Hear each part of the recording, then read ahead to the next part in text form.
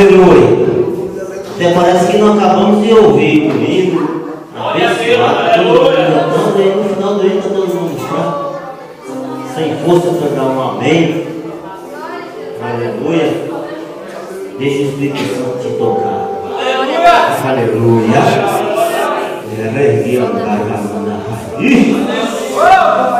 Aleluia. Espírito Santo. Vamos orar para as nossas filhas que já está nas mãos do Senhor. Mas oração e pedido dos servos ao Senhor nunca é pouco. Aleluia. Oremos. Soberano Deus, bendito e eterno Pai.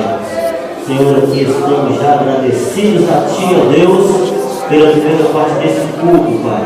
Agora colocamos o Teu Filho em Tuas mãos. Ministra a Tua palavra nesta noite, ó Deus. Vamos te pedir, Pai querido, fala conosco através do Teu Filho, fala aos nossos corações, fala à Tua igreja, meu Deus. Pai querido, fala o que necessitamos de ouvir da Tua parte, ó Deus. Não fala o que queremos, Senhor, porque se falar o que queremos, ouvir, Pai, um homem massageando o nosso ego. Mas te pedimos, fala o que Tu queres falar. Fala, Deus, o que necessitamos de ouvir de Ti, Senhor.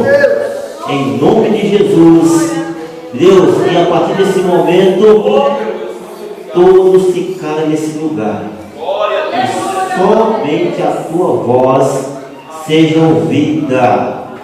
Aleluia. Fale conosco em nome de Jesus. Amém. Graças a Deus. Saúde os irmãos com a paz do Senhor. Amém. Quem está feliz da glória a Deus? Quem está feliz da glória a Deus? Quem está mais feliz, diga aleluia. Graças a Deus. Abra sua Bíblia aí no capítulo 5 do livro de Marcos. Capítulo 5 do livro de Marcos. A partir do versículo 21. Os que forem encontrando já vai dizendo aleluia.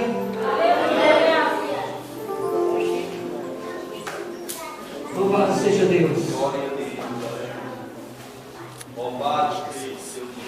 Livro de Marcos, capítulo 5, a partir do versículo 21. Diz assim a palavra do Senhor. E passando Jesus outra vez num barco para o outro lado, ajuntou-se a ele uma grande multidão, e ele estava junto do mar. E eis que chegou um dos principais da sinagoga, por nome de Jairo, e vendo-o prostrou-se aos seus pés, e rogava-lhe muito, dizendo: minha filha está moribunda, rogo-te que venhas e lhe imponha as mãos para que sare e viva. E foi com ele, e seguiam uma grande multidão que o apertava.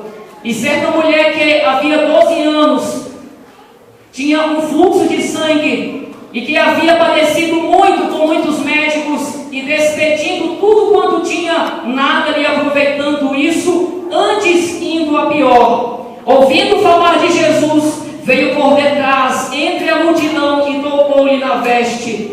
Porque dizia: se tão somente tocar nas suas vestes, sararei. E logo se lhe secou a fonte do seu sangue, e sentiu no seu corpo estar já curado daquele mal. E logo Jesus, conhecendo que a virtude de si mesmo saíra, voltou-se para a multidão e disse: quem tocou nas minhas vestes? E disseram-lhe os seus discípulos: vê que a multidão te aperta, e dizes: quem te tocou? E ele olhava em redor para ver a que isto fizera. Então a mulher, que sabia o que lhe tinha acontecido, temendo e tremendo, aleluia, aproximou-se e prostrou-se diante dele e disse-lhe toda a verdade. E ele lhe disse: filha, a tua fé te salvou, vai em paz e ser curada deste teu mal. Estando ele ainda falando, chegaram alguns do principal da sinagoga, a quem disseram: a tua filha está morta, para que enfadas mais o mestre? E Jesus, tendo ouvido estas palavras, disse ao principal da sinagoga: não temas, crê somente. E não permitiu que alguém o seguisse, a não ser Pedro, Tiago e João, irmão de Tiago. E E tendo chegado à casa do principal da sinagoga, viu o alvoroço e os que choravam muito e pranteavam. E entrando disse-lhe: por que vós alvoroçais e chorais? A menina não está morta, mas dorme. E riam-se dele. Porém ele, tendo-o feito sair, tomou consigo o pai e a mãe da menina e os que com ele estavam, e entrou onde a menina estava deitada, e tomando-a pela mão da menina, disse-lhe: Talita cumi, que traduzido é: menina, a ti te digo, levanta-te. E logo a menina se levantou e andava. Eu já tinha 12 anos, e assombraram-se com grande espanto. Só aqueles que acreditam que essa palavra é verdadeira.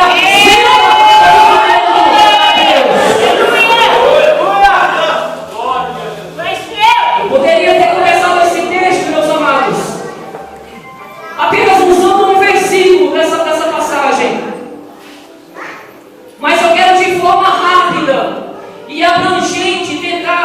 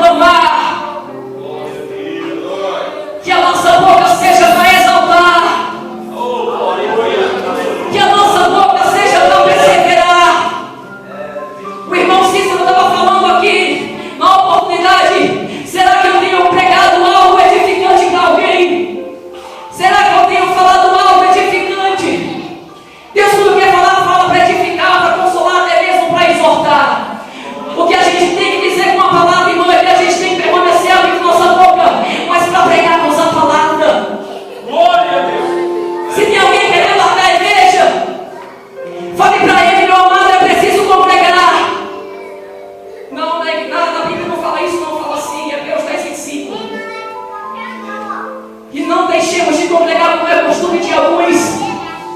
Chega de termos uma vida, aleluia, artificial, meu Deus. Hoje visitamos essa igreja, hoje vamos na outra igreja e ficamos perambulando de um lado para o outro, frustrados, sabe por quê? Porque não estamos firmados, não estamos nos pés de Jesus Cristo, não estamos buscando dele, aleluia, direção, não estamos buscando de Deus a sabedoria. Então vamos andar na palavra, permanecer na palavra, ser prudente na palavra, aleluia. Assim Pedro nos exortou dizendo que a gente vinha se humilhar debaixo da potente mão de Deus, para que o seu tempo oportuno ele nos exalte na terra. É só ele que pode te exaltar, o homem não pode te exaltar não, mas Deus pode te exaltar na terra, sobre todos os príncipes dessa região.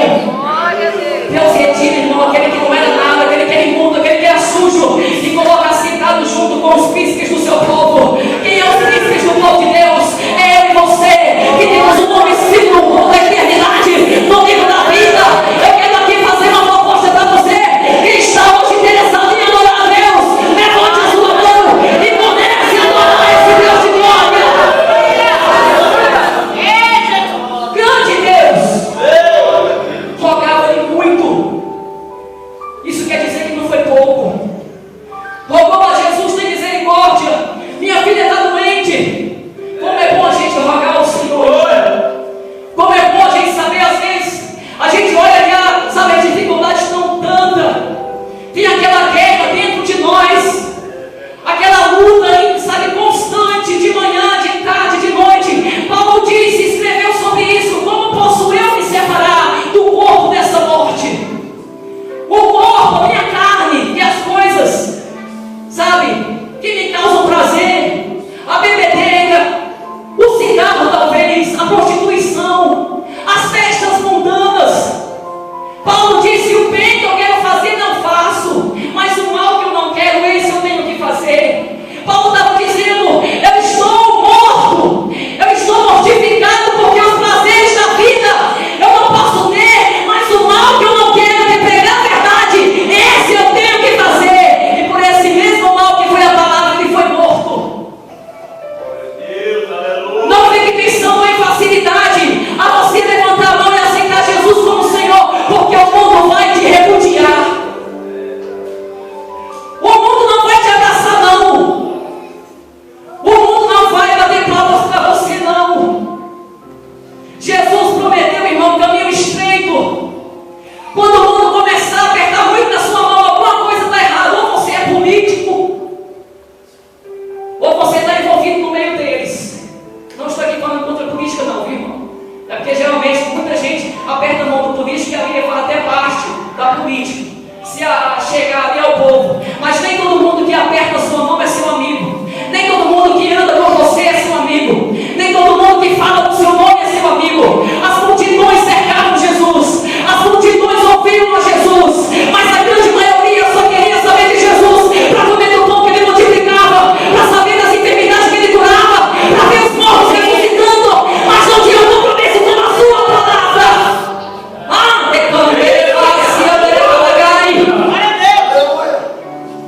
Muitas pessoas estão aí por aí fazendo voto de A e de B.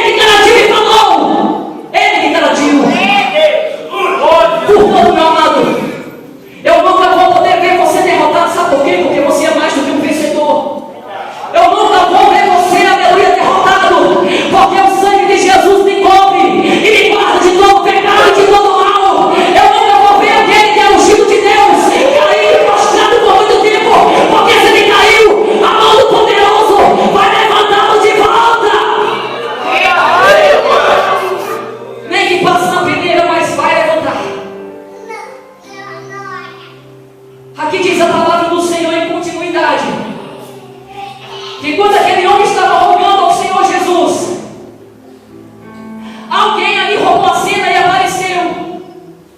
A gente vê no início desse texto que Jesus estava indo para a casa de Jairo. Jesus estava indo levar a cura, a vida a uma família que estava desesperada, uma família que estava prevendo já um cortejo fúnebre. Mas aquele homem que era principal da sinagoga, como que por uma revelação divina em seu coração, porque ele não era batizado com o Espírito Santo, Jesus não tinha morrido ainda para enviar o Espírito Santo, mas o Espírito Santo veio e deu um toque no coração daquele homem, que aquele homem viu muita coisa que os outros do estado da sinagoga nunca viram. Ele sabia que Jesus é o Senhor da cura. Ele sabia, como ele disse aqui: eu quero que o Senhor vá na minha casa, eu quero que o Senhor imponha as mãos sobre a minha filha que está doente, para que ela saie e para que ela viva. Aquele homem sabia muita coisa que aqueles sacerdotes, os fariseus não sabiam, é que além de Jesus curar, Jesus podia ressuscitar aquele que estava morto. E ele sabia também que aquele homem, sendo ali carne humana, era o mesmo Deus encarnado, ao qual o próprio homem Jairo chegou e se prostrou diante de Jesus em adoração a Jesus Cristo. Aleluia! A palavra de Deus nos diz no livro de Colossenses 2, 9 e 10, Paulo está dizendo, aleluia, que Deus habita em Jesus Cristo. Toda a plenitude da divindade está em Jesus Cristo. Jesus Cristo era ontem, Jesus Cristo é hoje, e Ele permanecerá para sempre. Ele é Deus. Isso era inconcebível para um judeu se ajoelhar para outro homem. Aquele homem chega diante do Senhor e se ajoelha, ele se prostra, ele se humilha, ele roga, ele clama e diz: Senhor, me ajude. Glória a Deus, aleluia. Jesus olhando para aquele homem, eu imagino, irmão, fez a diferença em meio àquela grande multidão. Mas só que não para por aí. Ia Jesus ali com Jairo de encontro à casa do mesmo.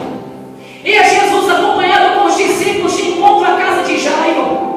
O povo apertava Jesus, o povo oprimia Jesus ali. Eu imagino a multidão espremendo Jesus.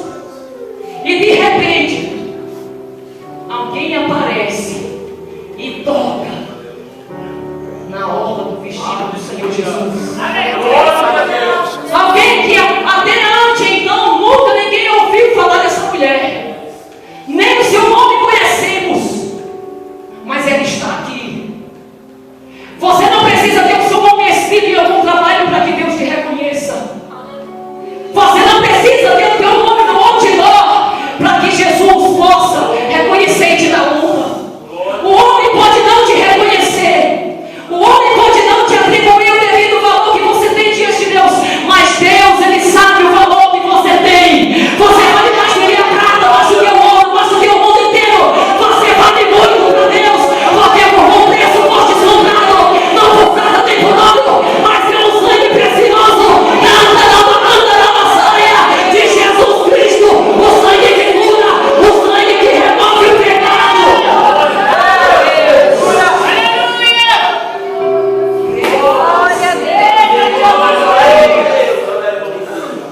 Oh, se a gente pudesse, irmão, para um momento imaginar a grandeza do sangue de Jesus Cristo.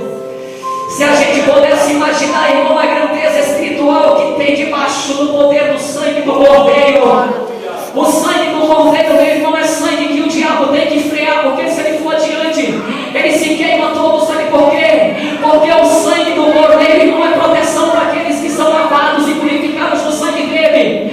O inimigo das trevas não vai ter poder para te destruir, porque um dia alguém gemeu e sofreu na cruz do Calvário. Ele não pensava só naquele povo que estava ali embaixo. Jesus é onisciente porque Ele é Deus. Ele sabia que um dia eu estava na cidade aqui. Ele sabia que um dia eu pastor aqui em cima.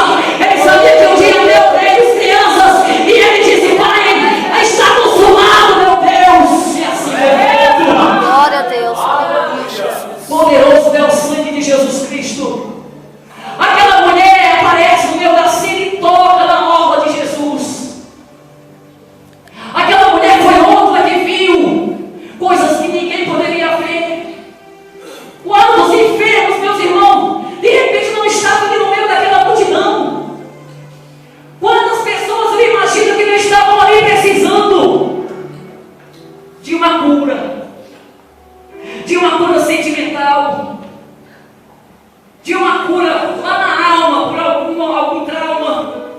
Quantas pessoas naquela multidão não tinham algum problema e precisavam de uma cura de Jesus, mas não enxergavam isso nele. A palavra diz que a multidão oprimia, espremia Jesus, mas aquela mulher não espremia Jesus, nem opressou Jesus. Aquela mulher não espremeu Jesus porque Jesus não é laranja, mas aquela mulher chegou e tocou em Jesus Cristo. Jesus naquele momento olha e fala: quem foi que me tocou? Alguém me tocou. Isso não entra no entendimento nem dos discípulos. Os discípulos olham para o mestre e dizem: mestre, o povo te oprime, estava perto danado aqui. O Senhor vem perguntar quem foi que te tocou. Há uma grande diferença entre tocar em Jesus e oprimir, espremer Jesus.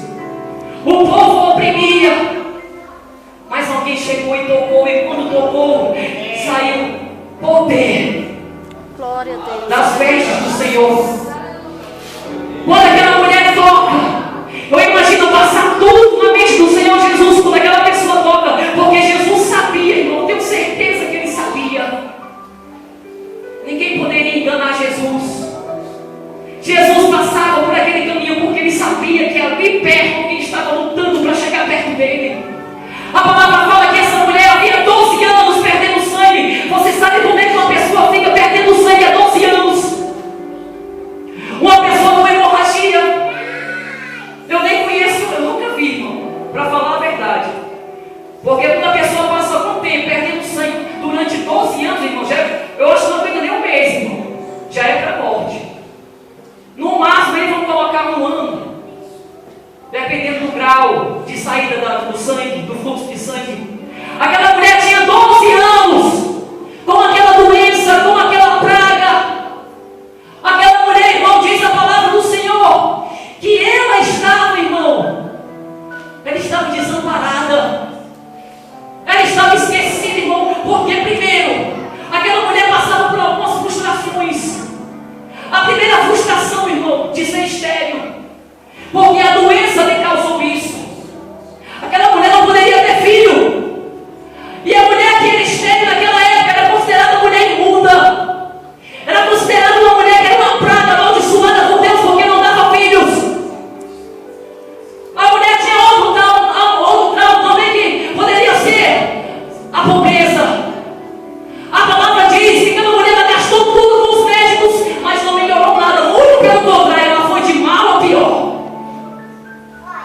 Ela postou tudo que ela tinha, mas ninguém conseguiu fazer nada por ela. Vida de frustração. Quando eu e você trabalhamos e compramos alguma coisa para nossa casa, um fogão, uma geladeira, isso é bem-vindo, porque é um fruto do nosso trabalho. Agora, quando a gente começa a gastar dinheiro, irmão, com enfermidade, com doença, e o pior não é curado, irmão, isso é frustrante. A palavra diz, irmão, que essa mulher ela perdeu tudo que ela tinha na mão dos médicos, mas ninguém pode fazer nada. Muito pior ela ficou. Eu quero dizer algo para alguém essa noite aqui. Não adianta você correr atrás de homem, irmão, nem de mulher, porque só quem tem algo grande, irmão, para fazer mesmo em nossa vida é Jesus Cristo. É verdade. É só Jesus, irmão, que pode transformar a nossa situação. Entenda isso pelo lado metafórico aqui.